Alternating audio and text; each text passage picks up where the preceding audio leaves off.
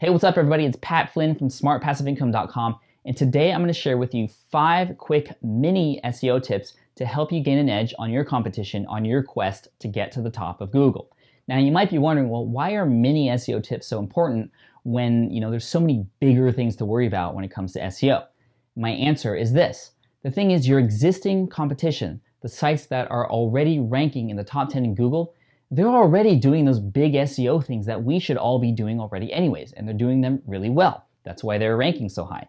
They're already having the keyword in the URL of their pages, in the title of their pages, in the description. They're already building quality backlinks to their site and writing unique, helpful content both for Google and the users of their site. They have a sitemap in place and all these other things that we should all know and should be doing already anyways. It's these small things that can make the difference, because when it comes to SEO, you're actually not competing against the search engines. Who you're competing against are other websites, and all you have to do to outrank another website is just do a little bit better than them. And these mini SEO tips, these are things that not very many people think about, or they don't even take the time to do because they're so small, but together they can really make a big difference over time. Now, if you implement one or all these things, your site's not going to make a drastic change overnight. These things take time. SEO takes time. You should know that if you've tried this already. But if you do this, you can gain an edge on your competition over time. So let's go ahead and get started with tip number 1. The first tip is to make sure you include images in your blog posts. Now, I know a lot of people do this already, but they don't do it properly in regards to search engine optimization. They'll add images to make the posts look better, which they often do, and they'll add images to strengthen the points that are made in the article, which is also good. But a lot of people don't know that you can actually do some good SEO work with your images. The thing about images is Google and other search engines, as smart as they are, they can't look at an image and understand what it's about or what it's relevant to. There has to be some kind of behind-the-scenes data or some metadata with that image for them to understand what it's about. So there's 3 things that you have to be concerned about. 1 is the file name, 2 is the title of the image, and 3 is the alternate text of that image. So the first step is to actually find an image that's relevant to your content and then change the file name to match a keyword, a target keyword that you're targeting for that post. So as you can see here, I have an image. It has a funky file name because I downloaded it from istockphoto.com. And I'm going to change the file name to match the keyword that I'm targeting in this particular post, which is SEO tips. So I just change it to SEO tips, and that's the first step. The second step is to upload it to your blog post with that file name. So I'm going to select files and find it here, open. And once it's done uploading, all you have to do is scroll down and change the title to match the same exact keyword as you did in the file name. So SEO tips for the title and SEO tips for the alternate text. And then you're all set. And now Google can understand what this particular image is about, which is beneficial because it shows that your article or your blog post is more relevant to that particular topic, which will help you in the search engine rankings. And you can also get found by Google image search as well. So I'm just going to make sure this is the right size, and I'm going to insert it to the post on the right-hand side. And there you go. So now I'm going to preview this to show you what it looks like. And you'll see that when I scroll over, or when I hover my mouse cursor over the image, you'll see that alternate text pop up, or the title of that image pop up, just like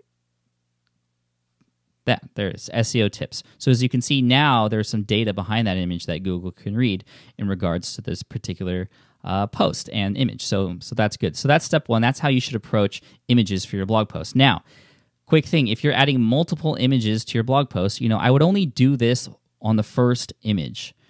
Any other images below, I would change the file name, absolutely, and also the title and alternate text, but match different keywords that are relevant to the content, maybe secondary or tertiary keywords that are relevant to the content in that space that you're going to insert that particular image. So I would only do that once. You don't want to keyword stuff. You want to keep things natural. But again, this is a great tip, a great mini SEO tip to help you with your images. So be sure to do that.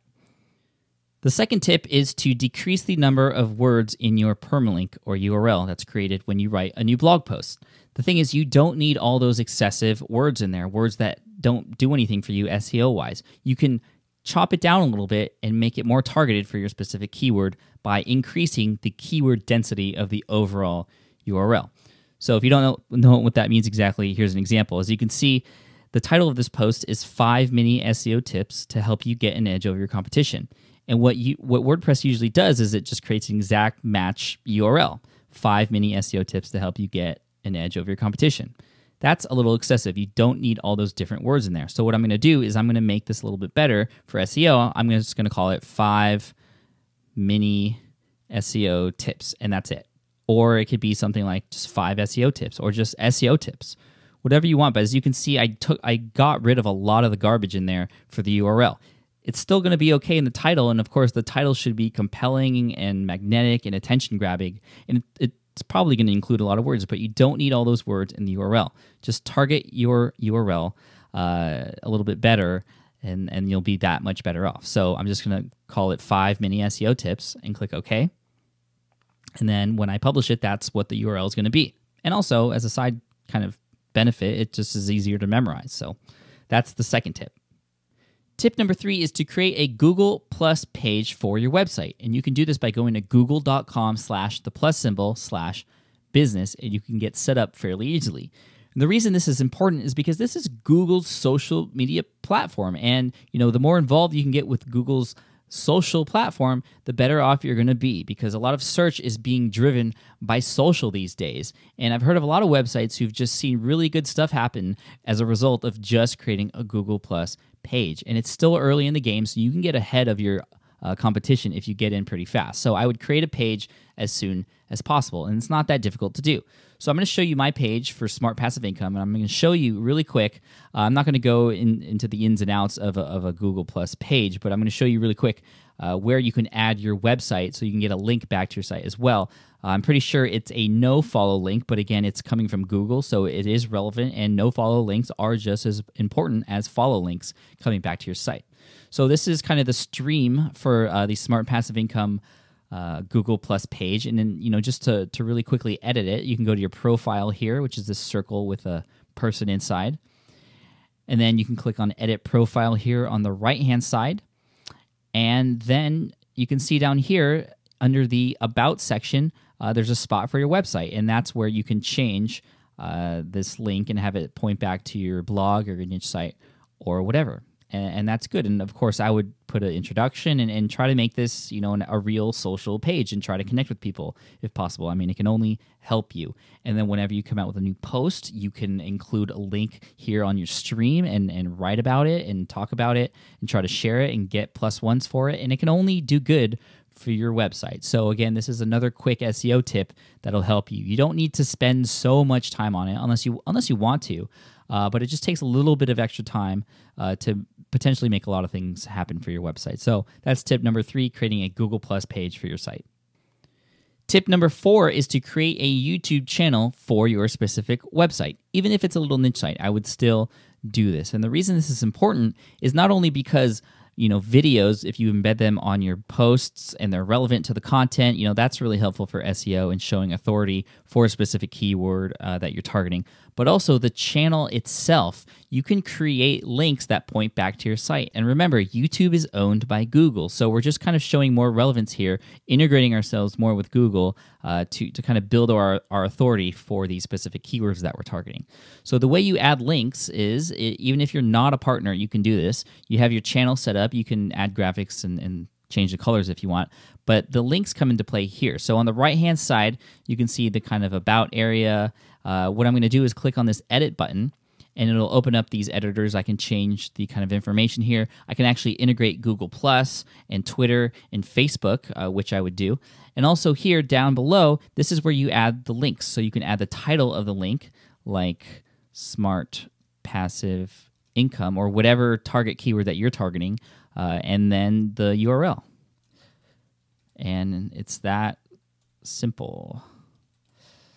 Click Add, and be sure to click on Apply at the top. And now when I scroll down, you should see that link added right there, and it's that easy. And again, that's going to be very powerful for showing relevance for those specific keywords. So that's a great, quick, and easy tip. And again, I would try and create videos for your specific site and embed those videos into your blog post, try to match the keywords and the tags and make the description relevant. Include a link in the description back to that blog post or your homepage, and it'll be all good. It can only help. It does, that's actually been a really powerful strategy that I've been using on my own niche sites. The fifth and final tip has to do with affiliate links. So if you have affiliate links on your site or on your blog or niche site or whatever, this tip is going to be relevant to you. Now, the idea is to make sure that your affiliate links or links to CPA offers or anything like that are no-follow links. They have the no-follow attribute connected to them. What that basically means is it tells Google when they're crawling through your page to basically just ignore that particular link and just not count it at all in the overall kind of algorithm and scheme that's going on your site. Now, this is kind of hard to explain, and I'm going to use an analogy that I just came up with. I don't know if it's the best analogy, but it kind of makes sense.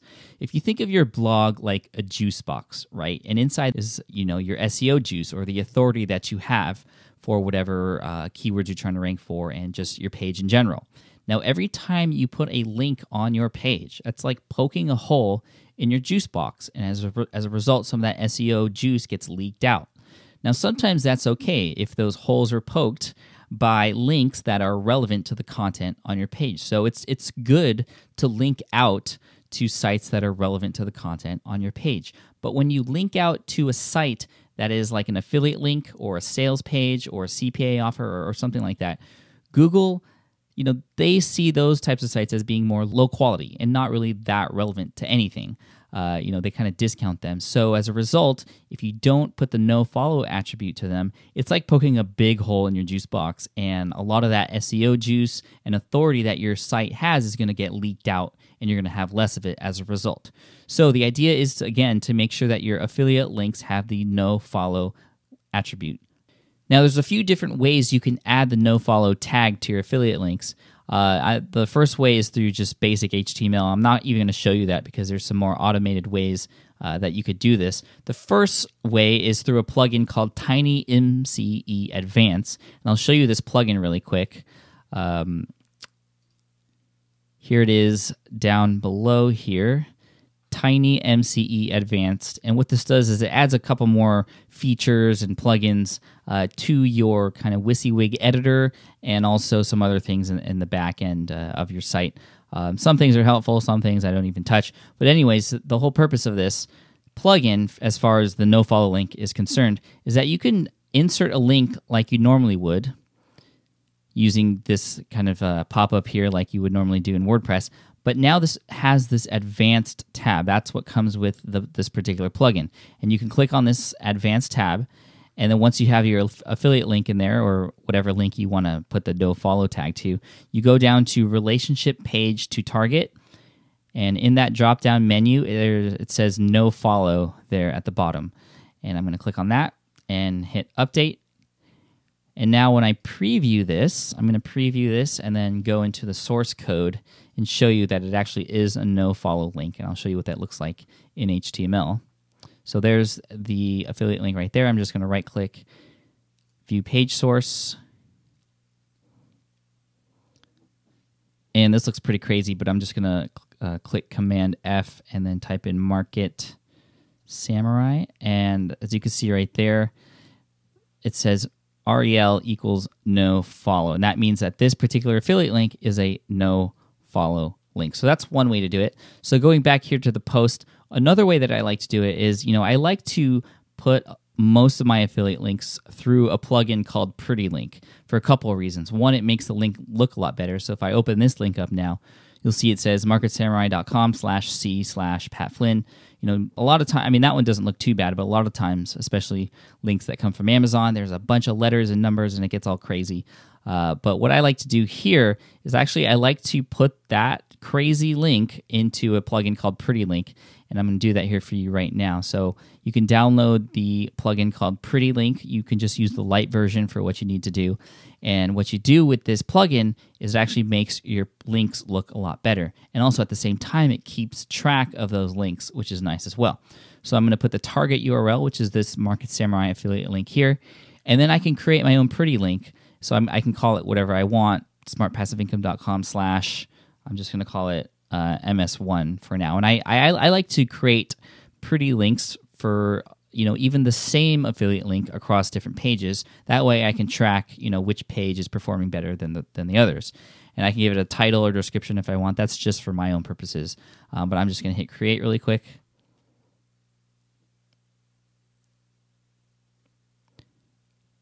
And there you go. It shows the title of the page there, and also the link that you would use, which would redirect people through that affiliate link. And again, it makes that link all nice and pretty, and it has your URL on it. Now, the point of this, for the purposes of the no follow attribute, is if you go to the options menu here, and then you open up link options, you can actually make sure that all links add the no follow attribute by default. So any new links that you create automatically have that no follow link. And also, actually, I would change this to a permanent 301 redirect as well. Update the options. Now I'm going to go back to the admin, and I'm just going to copy that pretty link.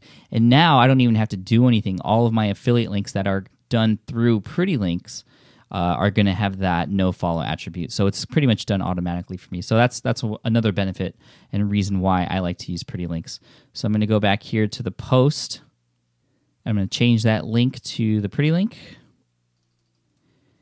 And so that means I don't even need to deal with this advanced tab anymore, even though it is no follow. It doesn't matter if it's there twice.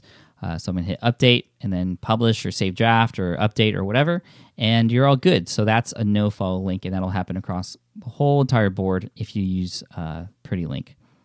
So that's it. Those are the 5 mini SEO tips that I have for you today. Hopefully they're helpful, not too hard to implement, and I recommend that you do them so you can at least give yourself the best chance to rank better than your competitors. So good luck. Thank you so much for paying attention. If you haven't subscribed to the channel already, please do.